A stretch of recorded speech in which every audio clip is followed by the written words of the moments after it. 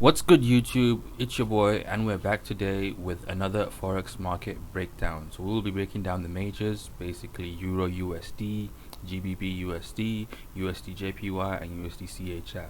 Today is the 30th of December 2020, so it's still holiday season. There's not much movement, not much liquidity in the markets, but let's get straight with it and see what the charts will show us today. So we'll start off with Euro USD.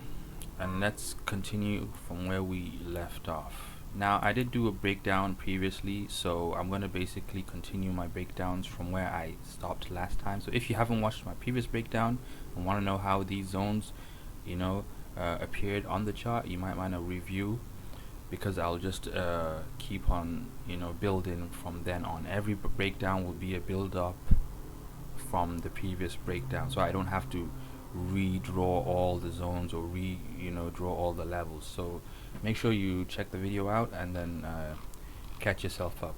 But without further ado, as you can see on Euro USD, we are bullish on the monthly, so we expect any bearish zone to eventually be broken through, and as you can see, we just got a breakthrough right here.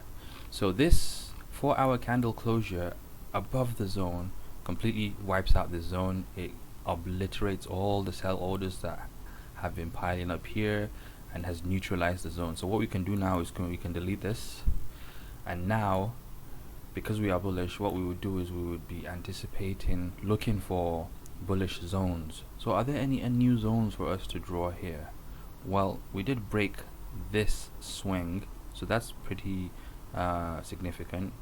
And where did the move originate? Well, I would say it originated here. As you can see, this is the most extreme move right here, extreme candle, sorry, on the extreme edge, but it's a pretty huge candle. Like, let's measure it out and see how big this candle is. That's a pretty big candle. That's like 58 pips, almost 60 pip candle, so that would be like a 60 pip zone, so I would draw this, because this is where the orders basically started from.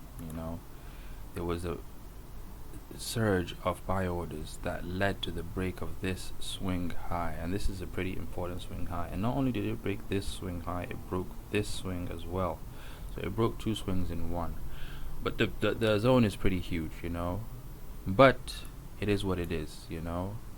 Some zones, not all zones are equal. Some zones are nice and tight, some zones are big and ugly, but that's what we have to work with. You have to also consider the time. It is holiday season, there's not much liquidity, so price action might be a little weird during this time. So this is our zone right now. So what do we do now? Well, since we're bullish, we'll be basically, our preference will be bullish setups, so we would like to see price leave, like convincingly leave this zone, and then come back potentially, and then maybe look for a continuation buy on this pair, basically. So that's what we have right now for EURUSD. So let's go straight on to the next pair, which is GBPUSD. Now GBPUSD as well, we're bullish on the monthly, and we are stuck in between two zones, and not much has happened since last breakdown. Last breakdown we were around here, we just bounced off here, and as you can see, price did move down. It failed to tap this zone, and now it's just hovering around. So there's not much to do on GBPUSD, but wait, we're bullish on the monthly obviously, so we prefer to see price tap here and look for bullish setups to continue upwards. But if price does choose to come up here and wipe this zone out, because it has already tapped the zone once, we will not be looking for shorts if it comes up here and gives us a signal.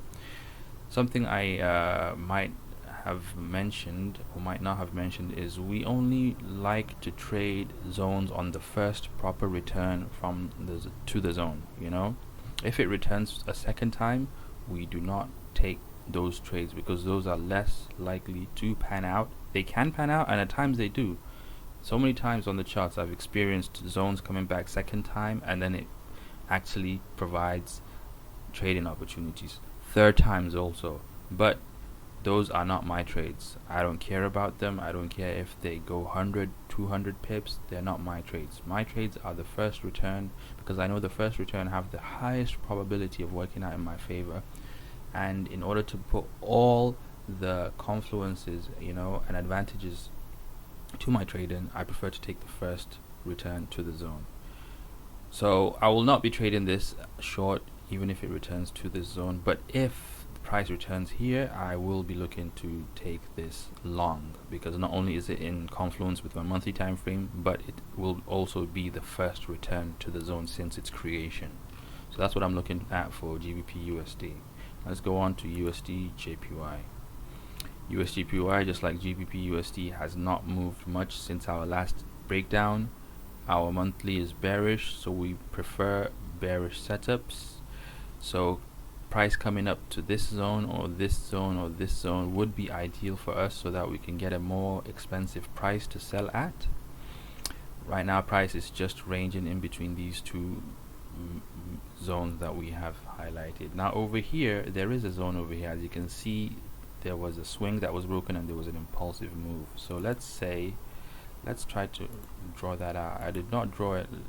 Like, sometimes I ignore some zones because I can see them, so I have a mental note of them, but in order to not clutter the charts too much, I leave some zones out. So as you can see, this is actually a valid zone, because it satisfied the two important characteristics that we need in order to draw a zone. Did it move impulsively, and did it break a swing? And it has done both in this. So this is a zone. As you can see, price came back to the zone. Well, it never really left the zone, if I'm being honest. It came back and then it kind of jabbed into the zone a lot of times before. Now it's actually still right around the zone. So not much has happened since the creation of this zone. So two things could be happening. Either they could be order stacking, or they could be order wiping, you know. So because price really hasn't moved, we can't be too surprised. We know that the holidays are on us, low liquidity, low volatility, not much orders in the market. So this is not surprising price action. But we have our bias, we have our zones, and we will just wait and see if and when a trade set up. But for now, USDJPY is not looking very interesting for us, so we will stay away from USDJPY. Let's go to the next pair and the final pair, which is USDCHF. And look at USDCHF. USDCHF has actually broken down and wiped this bullish zone. We are bearish on the monthly. Cool. So we would prefer bearish setups. At the time that we drew this, I think price was around here, so we were anticipating price could go up here and tap into this zone or this zone. And now that I can look at it, there was a zone here, but just like USDJPY, I did not draw it because I did not want to clutter the charts. But let's draw it out now. As you can see here, there was this big bearish candle, and the second bearish candle was a bit impulsive, not too impulsive.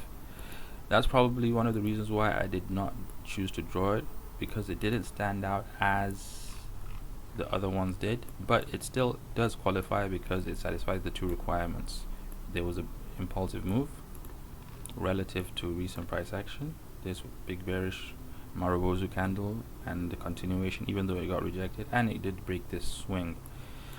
As you can see, price several times jabbed into the zone, into the zone, into the zone, and eventually it gave up and then continued bearish. So here we are. Now that the price has actually closed beyond the zone, this zone has been destroyed, has been obliterated, has been neutralized. So we can remove that from our charts right now. Deleted.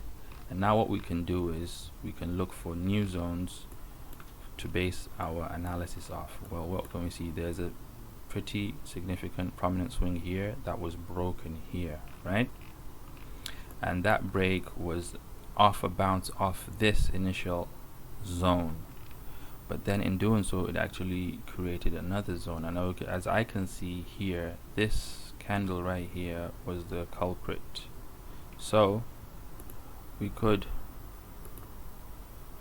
indicate this as the zone that led to the break of this swing right here, and here we have that impulsive move.